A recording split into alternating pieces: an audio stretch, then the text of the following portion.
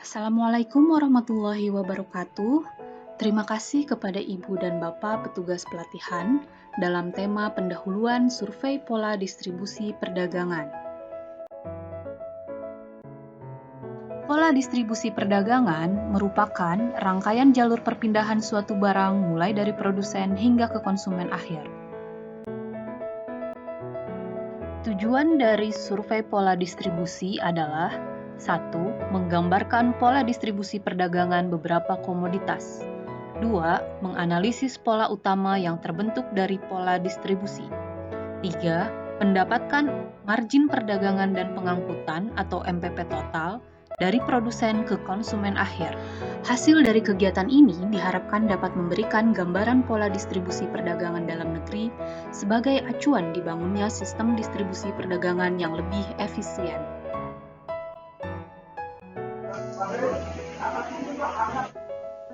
Komoditas yang menjadi cakupan kegiatan tahun 2022 adalah beras, cabai merah, bawang merah, dan daging ayam ras.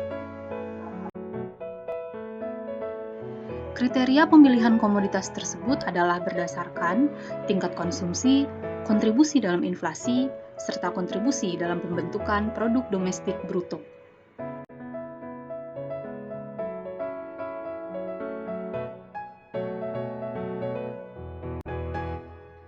Pendistribusian komoditas dari produsen ke konsumen akhir dapat melalui pedagang perantara, baik itu pedagang besar maupun pedagang eceran. Pedagang besar diantaranya adalah distributor, subdistributor, agen, importir dan eksportir dalam kaitannya dengan perdagangan internasional, pedagang pengepul dalam kaitannya dengan komoditas pertanian dan peternakan, serta pedagang grosir. Itu pelaku pedagang eceran, yaitu pedagang eceran konvensional dan supermarket atau swalayan. Definisi setiap pelaku usaha perdagangan dapat dilihat di buku pedoman pencacahan.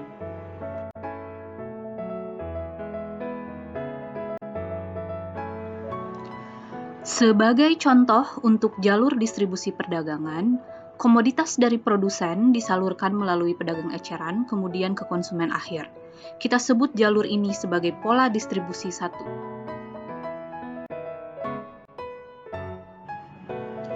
Komoditas dari produsen juga dapat disalurkan melalui pedagang besar, kemudian ke pedagang eceran, kemudian ke konsumen akhir. Kita sebut jalur ini sebagai pola distribusi 2. Selain itu, komoditas dari produsen juga dapat disalurkan melalui 2 pedagang besar, kemudian ke pedagang eceran, kemudian ke konsumen akhir. Kita sebut jalur ini sebagai pola distribusi ketiga.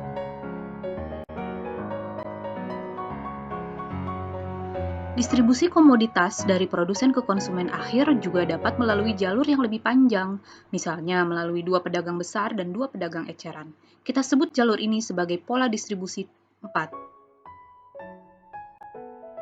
Dalam mendistribusikan komoditas dari produsen ke konsumen akhir, setiap pedagang perantara memperoleh margin perdagangan dan pengangkutan atau MPP, yakni selisih antara nilai penjualan dengan nilai pembelian sebagai kompensasi menjadi penyalur komoditas.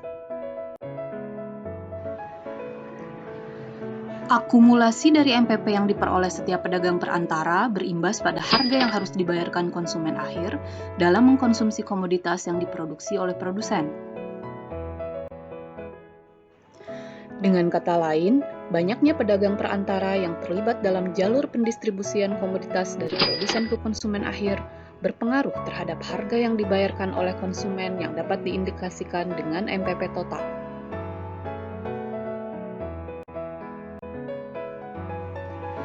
Jalur distribusi perdagangan atau pola distribusi yang terbentuk pada suatu wilayah bergantung pada kondisi wilayahnya masing-masing, baik sumber daya alam dan sumber daya manusia, termasuk juga infrastruktur transportasi, karena margin perdagangan dan pengangkutan masih mencakup biaya transportasi.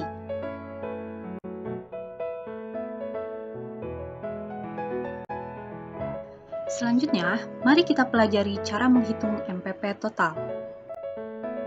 Sebelumnya kita telah mempunyai 4 contoh pola distribusi.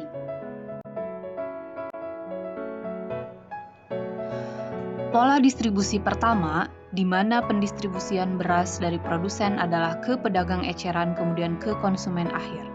Contoh harga jual per kilogram dari produsen adalah 10.000 dan harga jual dari pedagang eceran ke konsumen akhir adalah 11.000. Dengan demikian, maka MPP yang diperoleh pedagang eceran adalah 10%, yakni 11.000, yaitu harga jual pedagang eceran dikurangi 10.000, yakni harga jual produsen dibagi 10.000, yaitu harga jual produsen. Dan diperoleh MPP total, yaitu 11.000, yakni harga yang dibayarkan konsumen akhir dikurangi 10.000, yakni harga jual produsen dibagi 10.000, yaitu harga jual produsen. Diperoleh MPP total sebesar 10%. Dari perhitungan tersebut dapat diketahui juga bahwa jika jumlah pedagang perantara adalah 1, maka MPP total sama dengan MPP pedagang perantara.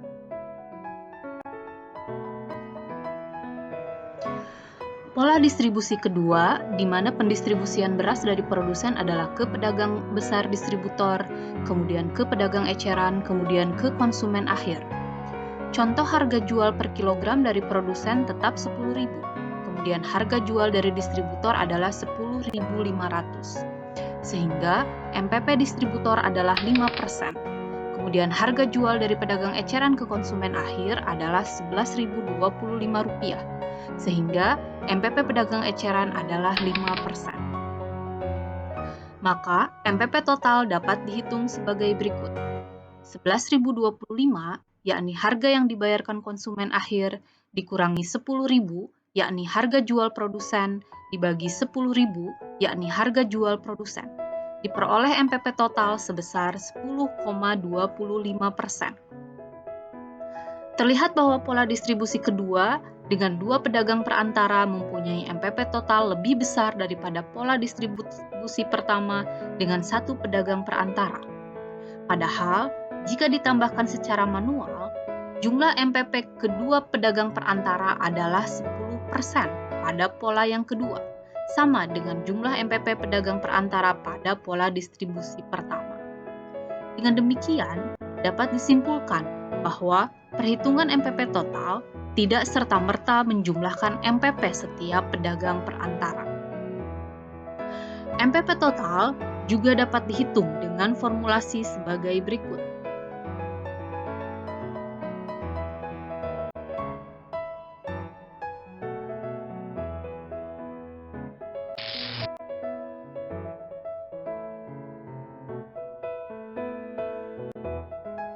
Kita gunakan formulasi tersebut untuk menghitung MPP total pada pola distribusi 3.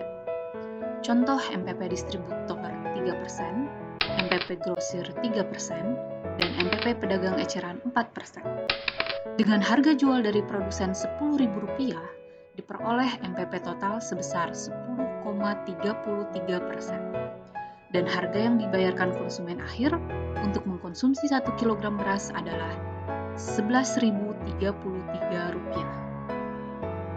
MPP total tersebut lebih besar daripada MPP total pola distribusi 2. Dengan demikian, semakin banyak pedagang perantara yang terlibat dalam pendistribusian komoditas dari produsen ke konsumen akhir, maka semakin tinggi harga yang harus dibayarkan oleh konsumen akhir dalam mengkonsumsi komoditas, dengan asumsi harga jual produsen.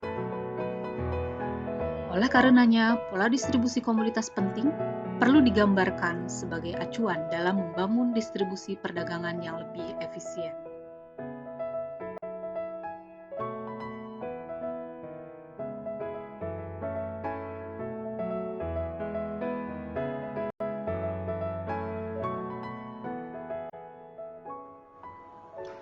Publikasi dan BRS tersedia di website bps.go.id. Ulasan yang ditampilkan untuk hasil survei per provinsi pada publikasi adalah pola lengkap distribusi suatu komoditas, pola utama beserta MPP totalnya, produksi dan konsumsinya terkait dengan poin awal pada pola utama, potensi pola terpanjang dan terpendek, serta pendistribusian dari dan keluar provinsi.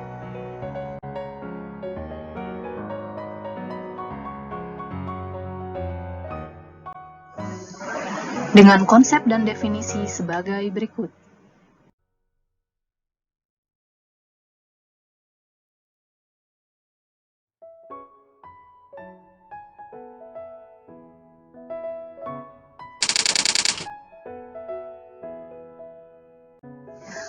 Jadwal pelaksanaan seperti tersaji dan perlu diinformasikan bahwa rilis publikasi ARC pada bulan Oktober.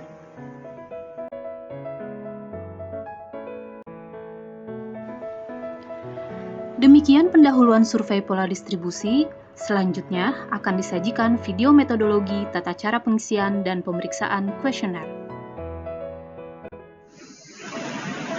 Selain itu, disajikan juga video perihal pengolahan hasil survei ini. Selamat menyaksikan. Semoga video-video tersebut bermanfaat bagi Ibu dan Bapak petugas.